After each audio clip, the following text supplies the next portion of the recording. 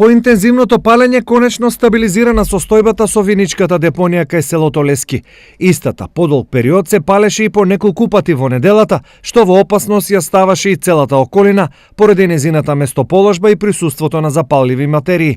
Од јавното предпријатие Солидарност потенцираат дека палењето не е случајно и е резултат на несовесни граѓани. Со депонијата Лески таму е малку покомплексна ситуацијата, затоа што се случува неколку пати кога во моментот кога ќе се повлечат нашите луѓе од таму, за саат-два повторно се запалува. Значи јас сум убеден дека е во прашање човечки фактор.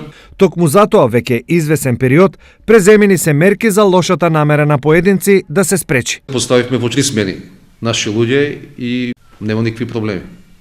Значи тоа го потврдува мојот сомнеж дека е во прашање човечки фактор.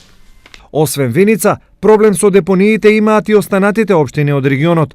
Трајното решение е изградба на регионалната депонија, во која на едно место ќе се собира и деломно селектира отпадот од целиот исток.